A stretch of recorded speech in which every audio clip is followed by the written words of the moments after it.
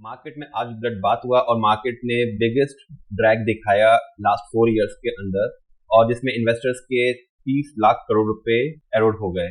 हर sector नीचे गिरा, लेकिन हर सेक्टर के अंदर बात करेंगे आज की वीडियो में कि कितनी और गिरावट नीचे नजर आ रही है। और देखिए आज के एफआईआईज का डाटा भी आ चुका है, तो एफआईआईज ने कैश मार्केट के अंदर 1250 करोड़ की बिकवाली करी, और इनफैक्ट डीआईआईज ने भी आज 3300 करोड़ की बिकवाली करी। एफआईआईज ने फ्यूचर्स के अंदर भी 9000 करोड़ की बिकवाली करी। तो जो कल रुझान आ रहे थे कि एफआईआईज फिर से मार्केट में आ सकते हैं, कल एक अच्छी खरीदारी करी थी, उसको नलिफाई करते हुए मार्केट ने आज एफआईआईज को भी अपनी पोजीशन हल्की करने पे मजबूर किया।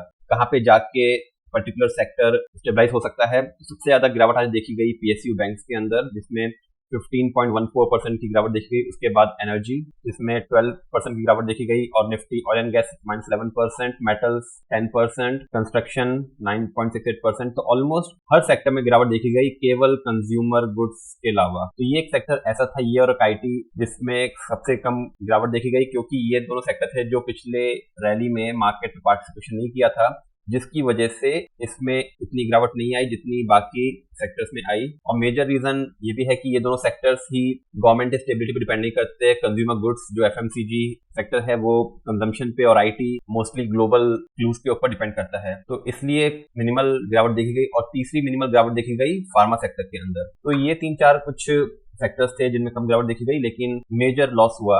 तो अगर निफ्टी की बात करेंगे तो निफ्टी ने ऑलमोस्ट 6% की गिरावट दिखाई, और 1300 पॉइंट गिरकर निफ्टी क्लोज हुआ। ओवरऑल बात करेंगे निफ्टी की, देखिए निफ्टी ऑलमोस्ट 21330 तक आया, और उसके बाद 500 पॉइंट की रिकवरी आके 21800 पे मार्केट ने क्लोजर दिया। सेम सिनेरियो निफ्टी बैंक के अंदर रहा। निफ्टी बैंक भी खासा 7-8% की गिरावट हुई, जिसमें 4000 पॉइंट की गिरावट देखी गई निफ्टी बैंक के अंदर। इंटरेस्टिंग चीज ये होगी कि कौन से स्टॉक्स आज के दिन में भी टॉप गेनर्स रहे। तो जैसे हमने बात करी कि एफएमसीजी स्टॉक्स इंडेक्स में सबसे कम गिरावट देखी गई, तो जिसमें डाबर आए, हिंदुस्तान यूनिलीवर आया, तो ये सारे स्टॉक्स देखिए 5%, 5.5% की तक की इनमें खरीदारी देखी गई। और फार्मा के अंदर भी कम गिरावट देखी गई थी। तो कुछ स्टॉक्स आपको ऑटोमोबाइल सेक्टर से हीरो मोटोकॉर्प में भी 3% की बढ़त देखी गई। तो मेजॉरिटी ऑफ द स्टॉक्स जो बड़े वो बड़े एफएमसीजी और फार्मा से, क्योंकि हीरो मोटोकॉर्प भी बेसिकली रूरल मार्केट को सपोर्ट करता है, तो ये भी रूरल कंजम्पशन के अंदर कंसिडर किया जाता है कई बार, इसलिए इसमें भी कम गिरावट देखी गई। अब बात करते हैं इंडिविजुअल सेक्टर की, और देखते हैं कि इसमें एक और क्या गिरावट देखी जा सकती है। तो सबसे ज्यादा गिरने में जो सेक्टर आज आगे था वो था पीएसयू बैंक। तो आइए बात करते हैं पीएसयू सेक्टर की कि उसमें कहां तक और गिरावट देखी जा रही है। देखिए कल पीएसयू बैंक में जब न्यूज आई कि बीजेपी गवर्नमेंट अच्छे से मेजॉरिटी से गवर्नमेंट बनाएगी, तो स्टॉक ने खासा मूव दिया था, जो निफ्टी पीएसयू बैंक्स को लेके गया 8000 के लेवल तक, और 8000 से आज क्लोज हुआ 6794। तो आज इसमें 15% की ऑलमोस्ट 1200 पॉइंट की गिरावट आई। अब नीचे में देखिए एक सपोर्ट आपको नजर आ रहा होगा इस लेवल से, जो कि है अराउंड 6583 पे। तो यहाँ से मार्केट ने कई बार सपोर्ट लिया, देखिए फैब के अंदर सपोर्ट लिया, उसके बाद यहाँ पे मिड मार्च में सपोर्ट लिया, और यहीं से एक रैली शुरू करी थी। अब स्टॉक ने जो अपना आखिरी सपोर्ट था यहाँ पे, जो कि था अराउंड 6800 के आसपास, इसको ब्रेक किया आज, और देखिए ऑलमोस्ट उसी पॉइंट तक आया 6583, जहां पे इसने मेजर सपोर्ट लिया था, और वहीं से पुल बैक होके 6700 पे क्लोज किया।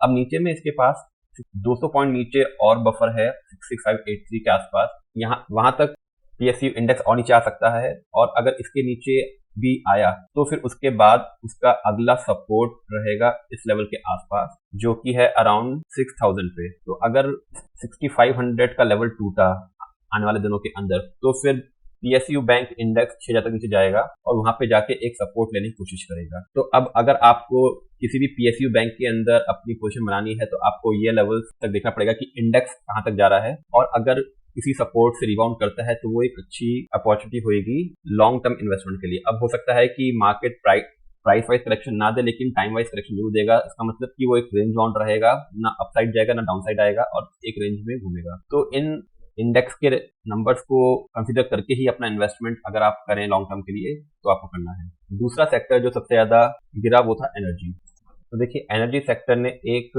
हाई बनाया था कल की डेट में जो कि था 13,000 के आसपास, और वहां से आज 11.62% की गिरावट देखी गई। और देखिए एग्जैक्टली वही लेवल है जहां पे स्टॉक ने 14 मार्च के आसपास एक सपोर्ट लिया था और वहीं से रिबाउंड करने की कोशिश करी थी। आज देखिए एग्जैक्टली उसके नीचे तक आया और फिर उसके ऊपर रिबाउंड होकर क्लोजिंग करी। तो इमीडिएट जो सपोर्ट रहेगा वो 11,459 का रहेगा एनर्जी सेक्टर के लिए, और अगर 11,459 टूटता है तो फिर नीचे में जो दूसरा सपोर्ट बनेगा स्टॉक के सेक्टर के लिए वो रहेगा अराउंड 10,523। 10,523 में एक लोअर साइड में और उसके ऊपर 11,000। तो 3 सपोर्ट नजर आ रहे हैं, इमीडिएट 11,459, दूसरा 11,033 और तीसरा 10,523। तो ये 3 सपोर्ट रहेंगे। इन लेवल्स को आपको मॉनिटर करना है एनर्जी सेक्टर के स्टॉक्स को। और एनर्जी सेक्टर्स में कौन कौन से स्टॉक्स आ रहे हैं, तो इसके अंदर Reliance, IOC, power grid, Tata power, BPCL, NTPC, ONGC, GAIL, Adani green और अदानी सोल। तो ये स्टॉक्स मेजरली, अगर आपको इन किसी स्टॉक्स में एनर्जी से रिलेटेड स्टॉक में इन्वेस्ट करना है तो आपको इंडेक्स देखना है और इन लेवल्स के आसपास ही जहां से रिबाउंड दे वहीं पे इन्वेस्ट करना है, क्योंकि नीचे में और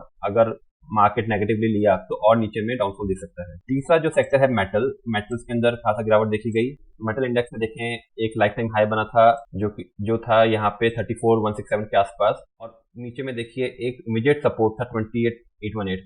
एग्जैक्टली उसी पॉइंट से देखिए ये एग्जैक्टली वही पॉइंट है जहां से सपोर्ट लिया और ऊपर रिबाउंड होके 3485 पे क्लोज हुआ इंडेक्स। तो अब अगर आपको मेटल सेक्टर के किसी भी स्टॉक में इन्वेस्ट करना है तो नीचे में एक इमीडिएट सपोर्ट 3304, तो यहाँ से करीब 185 पॉइंट नीचे की तरफ एक सपोर्ट है इंडेक्स में। अगर 3304 का लेवल ब्रेक होता है तो नीचे 28,890 तक मेटल इंडेक्स आ सकता है। तो अगर आपको निवेश करना है तो इन लेवल्स के आसपास ही किसी भी सपोर्ट लेवल से रिबाउंड हुए मार्केट तभी इन्वेस्ट करें, नहीं तो आप एक टाइम करेक्शन के अंदर फंस जाएंगे जिसमें लॉन्ग टर्म के लिए आपको वेट करना पड़ेगा। तो ये था क्विक अपडेट सेक्टर वाइज की सेक्टर कहाँ तक जा सकते हैं नीचे। और अगर आपको वीडियो अच्छा लगे तो प्लीज लाइक एंड सब्सक्राइब ताकि ऐसे वीडियोस आप तक रेगुलरली पहुंच सके। और देखिए अभी तक एफआईआई डाटा नहीं आए हैं तो देखेंगे, आज खासा चेक करना होगा कि एफआईआई ने क्या किया मार्केट के अंदर। दोस्तों नेक्स्ट अपडेट के लिए बने रहें और काइंडली लाइक एंड सब्सक्राइब ताकि ऐसे वीडियोस आप तक पहुंच सके। Thank you.